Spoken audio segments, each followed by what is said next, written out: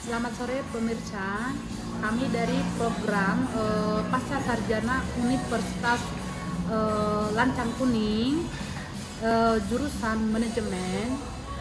Dan di sini kami akan coba menjelaskan sedikit mengenai sistem informasi manajemen. Dan adapun kami sebelum menjelaskan lebih lanjut, saya akan coba memperkenalkan diri. Nama saya Ernawati M. Sagala dan ini rekan saya yang cantik. Saya sendiri Esther Maya Kasibuan. Nah, di sini kami akan menjelaskan mengenai sistem informasi manajemen ini. Adapun dosen pengampu kami adalah Dr. Bambang Supeno MM. Kami akan coba menjelaskan mengenai sistem informasi manajemen. Oke, baik. Sebelum kita masuk ke materi inti bahasan dari kelompok kami, ada baiknya kita harus tahu dulu apa sih sistem informasi manajemen. Bisa kita lihat di laptop ini. Nah, baik, saya akan menjelaskan apa itu sistem informasi manajemen. Sistem informasi manajemen adalah penerapan sistem teknologi informasi pada sebuah organisasi atau perusahaan. Nah, sistem ini menyediakan data dan informasi yang berkaitan dengan pelaksanaan tugas-tugas dalam sebuah perusahaan. Nah, ada beberapa cakupan dalam penerapan sistem informasi manajemen. Yang pertama ada tujuan perusahaan, pengoperasian, produk, jasa, dan yang terakhir memperkuat posisi persaingan dagang. Nah, lalu kita masuk ke konsep pengambilan keputusan berbasis sistem informasi. Nah, ini yang menjadi topik inti dalam pembahasan kami. Ada 3 poin penting yang akan kami jelaskan. Yang pertama, informasi dan peran manajemen. Yang kedua, tahapan pengambilan keputusan. Dan yang terakhir, mekanisme pengambilan keputusan dalam sebuah perusahaan. Baiklah, kita akan masuk ke pembahasan pertama, yaitu peran sistem informasi manajemen yang membuatnya penting untuk perusahaan. Adapun salah satunya yaitu meningkatkan informasi data. Ada banyak jenis informasi yang bersirkulasi dalam perusahaan. Data-data tersebut harus dipantau dengan seksama dan akurat, sebab akan mempengaruhi keputusan penting termasuk penerapan strategi. Melalui sistem informasi manajemen, data-data tersebut akan diproses secara otomatis, sehingga tugas-tugas orang di bagian manajemen akan lebih efisien dan efektif. Apalagi sistem ini sekarang sudah didukung teknologi seperti internet, sehingga semuanya bisa dilakukan secara real time. Contohnya dalam perusahaan penggunaan software. Contoh softwarenya itu supply chain management, yang artinya untuk melakukan integrasi data dimulai dari pemasok, produsen, pengecer, hingga sampai ke konsumen. Yang kedua, yang sudah kami tentara yang sini itu memudahkan koordinasi divisi. Sistem informasi manajemen menyediakan layanan yang dapat dipakai sebagai dasar perencanaan, pertukaran informasi antar divisi, antar departemen seperti ini yang membantu pembentukan relasi sehat dan dalam menjalani usaha. Bukan hanya itu saja, Anda juga akan lebih mudah mendelegasi tugas kepada pihak lain di bidang yang dikuasainya. Adapun contoh dari pertukaran informasi ini dalam suatu bisnis atau dalam suatu perusahaan ialah contohnya divisi pemasaran bertukar informasi kepada divisi keuangan, dan di sini juga dan akan lebih efektif jika ada pertukaran informasi setiap saat di dalam perusahaan, supaya tidak ketinggalan dengan informasi yang dari luar. Jadi contohnya itu tadi, pertukaran antara divisi A atau divisi B atau divisi C, itu adalah salah satu contohnya. Yang ketiga itu memperbaiki kualitas SDM. Sumber daya manusia merupakan salah satu aset terpenting dalam usaha.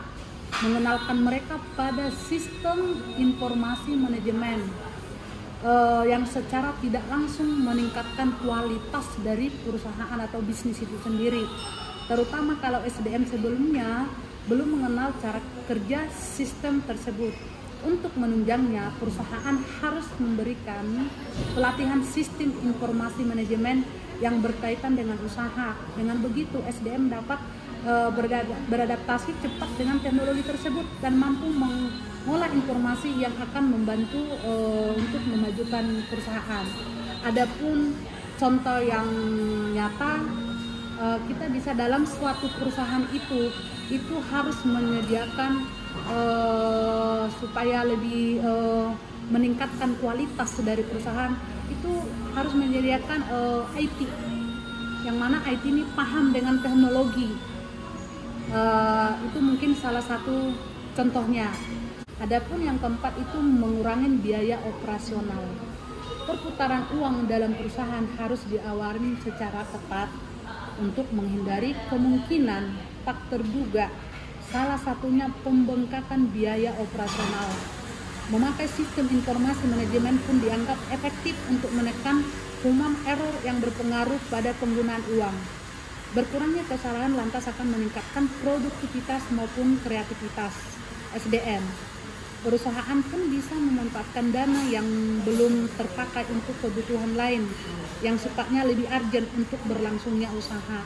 Adapun salah satu contoh untuk kemungkinan menghindari biaya yang tak terduga, pemimpin dari suatu perusahaan itu akan sering mengadakan meeting atau rapat atau mengadakan pertemuan dengan manajer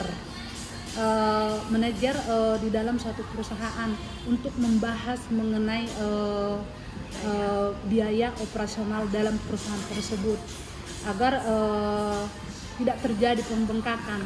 Nah, apabila ada pembengkakan biaya dan pemimpin bisa membahas untuk menurunkan biaya operasional dari perusahaan itu sendiri. Itu adalah salah satu contoh. Untuk selanjutnya pembahasan kami di sistem informasi ini akan dilanjutkan sama saudara kita Bu Esther. Oke, baik, saya akan melanjutkan pembahasan pada kelompok kami, yaitu sebelum masuk ke tahapan pengambilan keputusan, kita harus tahu dulu jenis-jenis dalam mengambil keputusan. Nah, yang pertama itu ada tidak terstruktur, bisa kita lihat dalam slide yang telah kami perlihatkan, yaitu tidak terstruktur atau unstructured. Itu pada jabatan yang tinggi, contohnya kayak presiden direktur. Nah, saya kasih contoh dalam sebuah perusahaan nih, contohnya Bu Erna presiden direktur dari PT Pratama. Nah, tentunya seorang direktur harus mengambil keputusan dengan cepat demi kelangsungan perusahaannya. Nah, Bu Erna harus menyesuaikan keuangan perusahaan dengan saham perusahaan dan dengan melihat bursa efek yang terkini. Nah, baik. Yang kedua ada setengah terstruktur atau semi structure. Nah, dalam semi structure saya langsung kasih contoh. Contohnya di bagian manajer produksi. Nah, Bu Erna di bagian manajer produksi PT Pratama. Nah, tentunya selalu melakukan kegiatan rutin dan itu dilakukan di awal bulan pada setiap bulannya. Nah, yang dibahas di situ adalah melakukan pembelian bahan baku untuk persediaan di perusahaannya Bu Erna. Nah, yang terakhir ada terstruktur atau structure. Nah, di sini Bu Erna lagi nih. Saya terus ya.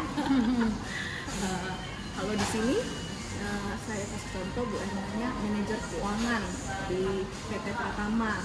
Nah, tentunya Bu Erna harus cermat dalam menginvestasikan dan mengelola keuangan di perusahaannya. Dan contohnya nih di perusahaannya Bu Erna sedang gimana ya, perlu diadakan pembaharuan dalam mesin produksi. Nah, di situ Bu Erna harus cermat nih dalam memilih mesin tersebut agar dapat dipakai dalam jangka waktu yang panjang dan tidak merugikan perusahaannya. Ya, seperti itu Bu Erna. Ya. Baik, untuk selanjutnya kita masuk ke pembahasan mekanisme pengambilan keputusan dalam suatu perusahaan atau organisasi. Mungkin Bu Erna bisa kasih pengertian dari mekanisme dan pengambilan keputusan itu apa? Saya persilahkan. Di sini akan saya coba menjelaskan itu pengertian dari mekanisme itu adalah sebuah proses pelaksanaan suatu kegiatan yang dilaksanakan oleh individu ataupun per kelompok dengan menggunakan aturan serta adanya alur komunikasi dan pembagian tugas sesuai dengan profesionalnya. Adapun di sini mungkin pengertian dari pengambilan keputusan itu memilih suatu jalur atau tindakan di antara beberapa alternatif yang tersedia melalui suatu proses mental dan berpikir secara logis. Mungkin itu aja pengertiannya, dilanjutkan mungkin sama Bu Esther lagi. Oke, baik. Saya sekarang masuk ke mekanisme atau proses dalam mengambil keputusan dalam sebuah perusahaan. Nah, yang pertama itu intelligence. Intelligence itu kita tahu pengetahuan. Di sini kita mengidentifikasi, mencari tahu what is the problem, apa masalah yang terjadi di perusahaan tersebut. Nah, setelah kita menemukan masalahnya, kita masuk ke desain. Bisa kita lihat ya dalam slide yang telah kami perlihatkan. Yang kedua ada desain. Nah, desain itu sendiri, what are the possible solutions. Nah, setelah kita dapat apa masalahnya, tentunya kita harus cari tahu apa solusi. Nah, kalau kita cari tahu solusi tentu banyak ya solusi, bisa 3, 5. Nah, di sini kita mengumpulkan solusinya terlebih dahulu. Nah, lanjut ke choice. Choice itu pilihan. What is the best choice? The best choice itu berarti hanya satu dari beberapa solusi yang sudah kita temukan. Nah, setelah dapat satu, tentu kita implementasikan. Kita gunakan solusi yang terbaik itu.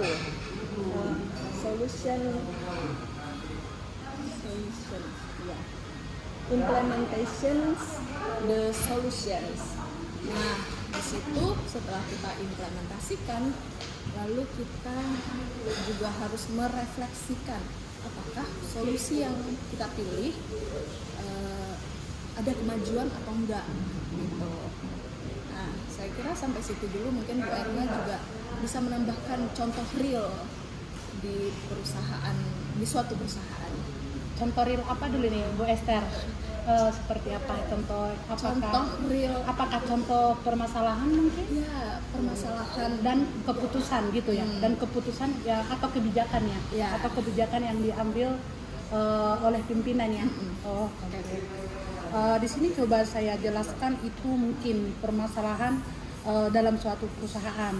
Contoh kasus saya bawa ke mungkin diri saya sendiri. Mungkin saat ini permasalahan yang kita alamin yaitu banyaknya persaingannya, itulah mungkin tentu dengan banyaknya persaingan ini suatu masalah dalam perusahaan. Tentu kita harus berpikir bagaimana solusinya, apa yang harus kita buat, apa yang harus kita putuskan. Nah, di sini mungkin sebagai seorang pimpinan saya akan memutuskan, saya akan panggil dari divisi marketing saya, divisi dari produksi atau divisi dari orang lapangan, saya akan panggil mereka, akan meeting. Nah, di situ mungkin saya bisa mengambil keputusan. Dan keputusan yang saya ambil mungkin saya harus menurunkan harga untuk biaya pengangkutan limbah, misalkan contohnya kita di limbah. Saya akan menurunkan harga limbah ini sehingga saya bisa bersaing dengan perusahaan pesaing saya. Itu adalah salah satu contoh yang real. Mungkin bisa di ini Bu Esther. Nah, jadi kami rasa seperti itulah penjelasan kami dengan Bu Esther mengenai sistem informasi manajemen, yang lebih detailnya tahapan dalam mengambil keputusan. Demikianlah pembahasan kami mengenai sistem informasi manajemen ini. Adapun Bu Esther kekurangan dan kelebihan kami, sebelumnya kami mohon maaf atas pengertiannya. Maka kami mengucapkan terima kasih dan kami mohon pamit, saya dengan Bu Ernawati dan saya sendiri Esther, mengucapkan selamat sore dan terima kasih.